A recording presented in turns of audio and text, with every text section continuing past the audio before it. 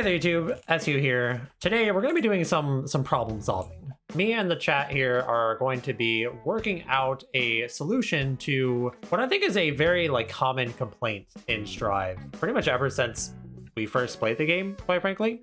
And I'm of course going to be referring to damage in this case. I think ever since we played the first beta for Strive, everybody's always complained that damage in this game is too high. Something I've noticed is that if you ask anybody, really of any skill level, what they would like to see in a patch, what type of change would you like to see? Damage is always one of the most common responses that people give. You know, damage in some way, some form is always too high and people want it to be reduced. However, most of the time people are like, just lower damage by 15% or whatever and call it a day. The problem is that that's not how video games work. There isn't just a slider in the coding and you just slide that bad boy down and call it a day. That's just not how it works. There's also other problems that come with lowering damage. Some characters are meant to have low health, some characters are meant to have high health. If suddenly Milia and Chip are taking multiple more hits around to kill them, that's kind of a problem. Characters like Nago already kind of take too many hits, and if he just started taking more, that'd be terrifying. I don't want to see that. And similarly, some characters are meant to be low damage characters, some characters are meant to be high damage characters. So I think there's actually a lot of nuance to this type of conversation. There's also other things you have to consider when it comes to damage too, right? If you lower damage, suddenly things like bursts are going to come up more frequently, right? You might get more bursts in a game than you do currently, which may or may not be a problem. And also things like wall break. If you lower damage, there's going to be more wall breaks in one round, which can also create some problems. It also just makes games longer, and that could be a concern as well. So I figured it'd just be fun if we talked about all of the different things that go into how damage works in Strive and all of the different things you get damage from, and talk about some solutions for them. So I think the first thing that you'll probably think about when it comes to damage is damage scaling, right? Every move in Guilty Gear has a different starting proration, right? Usually things like 5Ps and 2Ks, they're usually not good starters proration wise. They usually have more gravity by default, and the damage that you get from them is usually lower. However, on the flip side, there's a lot of moves that just basically don't have scaling to them as starters.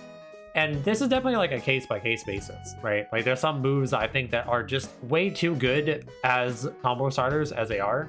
Using Ram, the character that I play, for example, her Rekka is way too good of a combo starter. Not even just the fact that you get a good combo route from it, but the actual scaling attached to Rekka, I think, is too good, right? And those are separate things. I think laying that out is important as well, because I don't want to get rid of combos. I think characters getting conversions from things is just fun, and I don't think removing that is a good thing to do. I think generally having combo routes is good for the game, and it's fun for people to explore and find things. And I think the way that you counter combos being too damaging is by having them scale properly. So for example, with Ram's Rekka, if you get hit by, quite frankly, any of them, you actually explode for getting hit by them. That was 166 damage for a basic combo. That probably wasn't even optimal, to be honest. And that applies to all of them. If you get counter hit by Rekka 2, if you get counter hit by Rekka 3, they're all half-life, if not more, taken away from you, Ram's Rekka 2 is a very notorious combo starter that you actually just explode for getting hit by. And I think this is really bad for the game. When there's moves that are as safe as they are and are as high utility as they are, being able to do this much damage off of a simple interaction is, I think, just bad for the game, because it makes a lot of interactions feel bad to participate in, right? In general, the game is too punishing, and I think there's a lot of moves that this could be applied to. I think something like Nago's Beyblade, for example, you could apply that to. There's tons of different moves in the game that you can look at and just be like, this should probably prorate first. So instead of removing the combos from them, I would like them to just, make combos off of these things prorate more than they currently do. I think that would be good. I think similarly, another thing that would be good to talk about is counter hits, because there's a lot of things in this game that are normally not comboable, or if they are comboable, it's something very basic, right? Just using Ram, again, character that I play as an example in the situation. Her Far Slash, for example, gives the counter hit slowdown effect, right? This is something new that Strive kind of did as a game, where whenever you get counter hits, there's this big slow-mo effect that happens, and it actually affects the combos that you can do. And the case of Ram's Far Slash, it's usually not that rewarding, especially at max range, for example. But on counter hit, she gets a much better combo than she would otherwise. In some cases, she can even just break the wall if she wants to off of it by doing something like this. So That's a lot of damage that you normally don't get unless it's a counter hit. And again, I think having counter hits, or rather, I think having combos, extended combos, is fun. I think it's good for the game. This is like my favorite Ram combo to do, in fact. This is like my favorite combo that she has. I don't think it should do that much damage. I don't think it should build that much meter. I don't think it should have that much corner carry, however. So I think something they could also consider is maybe, at least for some moves, have specific scaling when they counter hit, right? Because otherwise, Ram's Rekka doesn't really lead to that much, or her Fire Slash rather, doesn't lead to that much of a combo. In fact, a lot of times it doesn't lead to any combo. So having a good base scaling is fine normally, but on counter hit, it becomes problematic because of what you can do off of it. And again, there's tons of different moves in this game that you can apply that to. And I think it's just something that maybe they want to consider where counter hits on certain moves maybe prorate worse than they currently do. Or maybe in some cases, you know, I don't like removing combos, but maybe some things just shouldn't be comboable on counter hit. Maybe certain moves getting combos on counter hit just shouldn't be a thing at all, the way that it is currently at least. Another thing that I think definitely contributes to damage being as high as it is in Strive is definitely the risk gauge. I personally don't even really think that risk fits this game. I feel like it's kind of just here as a legacy thing because it's always been a Guilty Gear. There are two particular problems that I think come up a lot with risk. And I think one of them is how fast risk is built in this game. This game usually has a lot of like slash and heavy slash buttons being pressed in your block strings. And in the case of me just doing SSH in this example, it's doing like 30 to almost 40% risk, which is a lot of risk gain. And some characters can do very extended block string, even without meter, right? Obviously like Happy Chaos and Ram and Nago, those are like very egregious examples of extended pressure. But most characters, you know, if you just stagger in your pressure a couple of times, even other characters like, you know, Chip can stagger a lot, Gold Lewis can get extended pressure sequences, right? Like a lot of characters can do it. In any of those examples, like you just build so much risk so quickly. And the impact that it has in this game is also more beneficial than it was previously because combos in this game tend to not be that long. They're not that many hits, especially because of wall break being a mechanic. It kind of limits how many hits you can do in general. So a lot of combos are, you know, somewhere between like 4 and 8 hits, I would say. That's usually as much risk as you would have during the combo. My other problem with risk is that, or something you could maybe change about it, is make it drain faster. That way it was better balanced relative to how this game works. Because currently, you know, if you get somebody at this much risk and then you end up hitting them, like that amount of risk worked for 3 hits of my combo, right? And my combo is probably only going to be 6 or 7 hits. So half of my combo was impacted by risk. So I think with risk gauge in mind, something they could do is either lower how much risk you build off of individual hits and or reconsider how much risk is drained per hit. I think both of those things are something they could look at. You could also, yeah, you know, consider how much damage increase you get from risk. That's like another thing you consider. There's a lot of things about it. I think also in general, I should like mention this. I'm going to be mentioning a lot of different things you could do to affect damage, right? And I'm not necessarily implying that you should implement all of them because it might be too much, right? More so, I'm just giving a lot of ideas of what could change in regards to damage. And to also kind of just drive the point home that I don't think adjusting damage, while it's something I think the game really could benefit from, it's something many people want, I don't think it's actually an easy thing to do. That's kind of the point of this conversation. So another thing that I think actually contributes to damage being as high as it is actually related to the wall mechanic. And this is kind of like a 2-for-1 deal, because I'm going to talk about wall breaks and I'm going to talk about positive moments, because I think both of them are very relevant.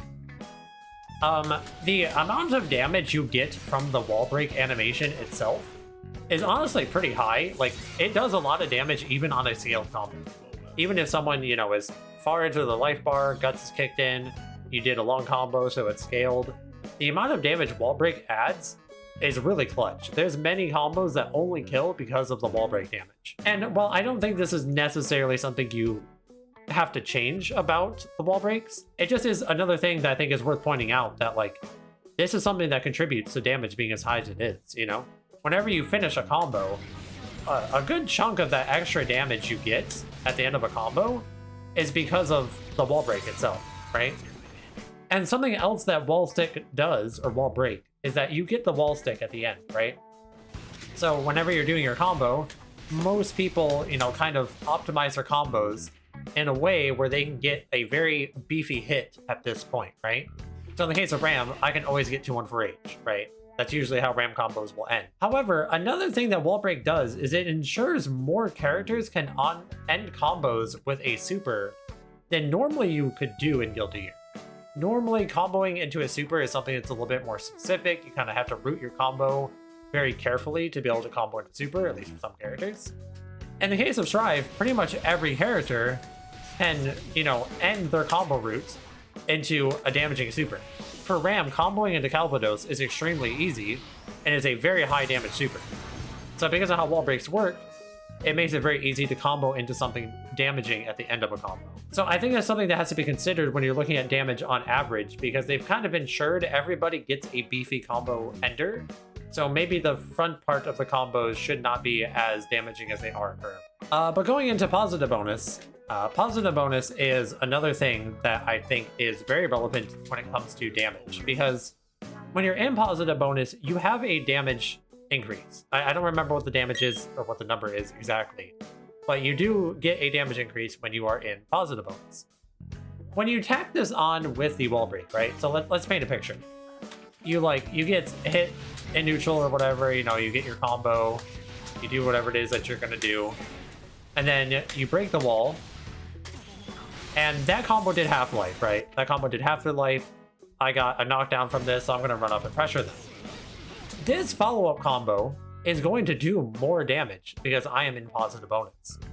This extra damage you get from positive bonus often outweighs the defensive increase your opponent gets from having guns, because you're just getting such a damage increase. Along with the fact that because you're in positive bonus, you will almost always have meter to do super at the end of your following combo because of positive bonus, right? In general, having a positive bonus also just means you get more meter, so you can convert things more consistently. I think both of those things, wall breaks and positive bonus, directly contribute to how damage is. And I think they're also very much related to why we see so many 2 and or 3 touch situations in this game. They're both very much related. Did they also remove damage scaling on Roman cancels? They did, and I don't like that change because, one, I think it kind of just makes being optimal less important, because now, like before, if you wanted optimal damage, you had to do either a fast Roman cancel combo or you had to do like PRC or something, which is just generally a little harder to make use of. But now, because Red Roman Cancel doesn't even scale, it makes combos easier and more damaging than they were previously. I don't really like that. I think that was not a good change. And it's also worth noting that, in this latest patch, they made P and K normals have the counter hit effect, that they give you a little bit more hit stun on counter hit now. And that just kind of made the game more damaging than it was before, because now there's more things that lead to damage, which is something you could think about too. Again, I don't really like removing combos because I think they're fun. A general trend with fighting games is that more and more combos, more and more conversions get added to the game because they're fun, right? But because of that, it also means that essentially the average damage of the game just goes up. This is a game that already had a high damage output. And of course, some characters and some things are supposed to lead to high damage, right? I'm not saying that, if you bait a DP and you punish it, that combo should do a lot of damage, right? That's why lowering damage is not as easy as you would want it to be, because you have to be kind of careful of how you actually adjust it, because some things are supposed to do damage. Some characters are supposed to die quickly. It's just like a very delicate balance, I think, especially with how this game is designed. I think that's pretty much everything I wanted to mention. Again, there's a lot of things you consider, other things that are relevant to damage. Chip damage is something you have to consider, and how easy it is for some characters to do chip damage. And, every character does technically have their own unique defense modifiers and guts modifiers.